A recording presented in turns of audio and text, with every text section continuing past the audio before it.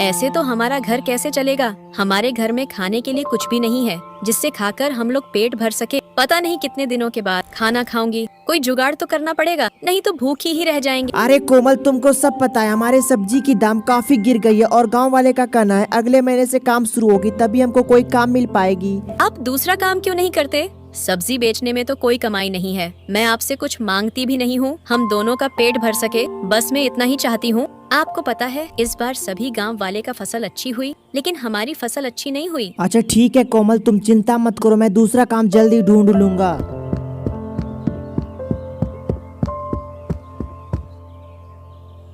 रामू काम ढूंढने के लिए चले जाता है। तभी उसे पेड़ के नीचे एक बूढ़ा व्यक्ति मिलते हैं। रामू बूढ़े व्यक्ति को देखकर रुक जाता है। अरे दादाजी, आप इस धूप में यहाँ पे क्यों बैठे हैं? अरे बेटा क्या बताओ, मैं बहुत ज्यादा थक गया हूँ और मुझे बहुत जोर से भूख लगी है। बेटा कुछ खाने को दे दो, भगवान तुम्हारा भला करेगा। अरे दादाजी, मैं आपको क्या बताऊँ, मेरा कई दिनों से काम धंधा बिल्कुल भी नहीं चल रहा और दादाजी आज हम भी कुछ खाकर नहीं आए हैं। ठीक है बेटा, तब तो कोई बात नहीं, मैं चलता हूँ। अरे रुको दादाजी, मैं अपने घर से आपके लिए कुछ लेकर आता हूँ।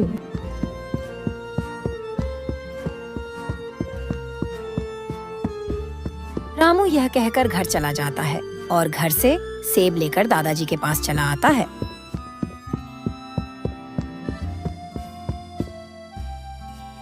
अरे दादाजी, ये लो सेब, मेरी पत्नी कुछ बचा कर रखी थी, आप जल्दी से इसको खा लो। शुक्रिया बेटा, भगवान तुम्हारा भला करेगा।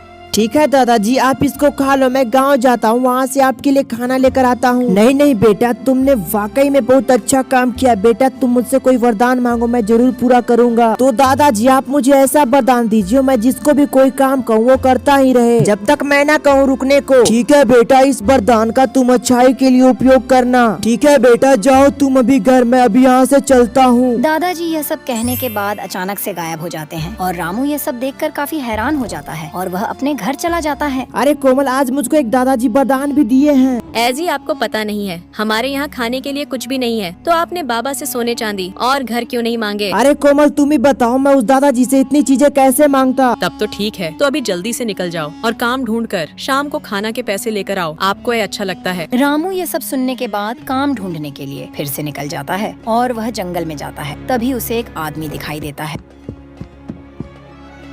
वह आदमी रामू से बोलता है, अरे भाई, लगता है कि तुम अपने पत्नी से झगड़ा करके आए हो। अरे यार, इस आदमी को कैसे पता कि मैं अपने बीबी से झगड़ा करके आया हूँ? लगता है कि ये भी चमत्कारी पुरुष है। अरे भाई, काम ढूंढने के लिए आया हूँ। अरे भाई, तुम काम ढूंढने नहीं जाओ, नहीं तो तुम्हारे साथ बहुत बुरा होगा। अच्छा, लगता है कि वही दानव है जो सभी को अपनी बातों में फंसाकर उसको अपना गुलाम बनाकर ले जाता है। अरे भाई, तू कौन सी बात में खो गए हो? नहीं भाई, तुमको पहली बार देखा, इस कारण मैं घबरा गया हूँ। और बताओ भाई, इतनी तेजी से तुम कहाँ जा रहे थे? अरे भाई, तुमको क्या बताऊँ, काम ढूंढने के लिए निकला हूँ, कोई काम मिल ही नहीं रही है। चलो इस आदमी का मजबूरी का फायदा उठाता हूँ। हा। अरे भाई, तुम मेरे साथ काम करो, मैं तुमको ढेर सारे पैसे दूंगा। अरे यार, मुझको वैसे भी कोई काम नहीं है, चलो इसको बोलता हूँ मुझको काम देने के लिए। अरे भाई, तुम मुझको काम दे दो। अरे भाई, सोचो मत, मेरे साथ काम करोगे तो तुमको बहुत सारे पैसे मिलेंगे। अरे ठीक है भाई, मैं तुमको कुछ पैसे दे देता हूँ और तुमको मैं 1 महीने बाद लेने आऊंगा। ठीक है भाई, जल्दी से पैसे दे दो, मैं अभी चलता हूँ, शाम हो गई है। रामू पैसे लेकर काफी खुश हो जाता है और वह अपने घर जाने लगता है।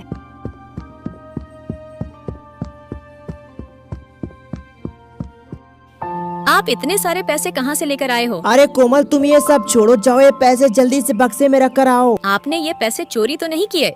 अरे नहीं चंपा, तुम्हें पैसे रखो, मैं ये पैसे उस दानव के पास से लेकर आया हूँ, जल्दी से पैसे रख दो। एंजी, आपको पता नहीं है, वह दानव जिसको भी पैसे देता है उसको अपना गुलाम बनाकर जंगल में ले जाता है। अरे कोमल, तुम चिंता मत करो, जल्दी से ये पैसे ले लो, मैं उसको 1 महीने के बाद देख लूंगा। एक दिन रामू चाय पी रहा होता है और वह दानव फिर से उसके पास चला आता है। अरे भाई, क्या हुआ? 1 महीने तो पूरे हो गए, चलो मेरे साथ काम करने के लिए। अरे हाँ भाई, क्यों नहीं, तुम तो बहुत दूर से आए होगे, थक गए होगे, जल्दी से बैठ जाओ और चाय पी लो, उसके बाद चलते हैं।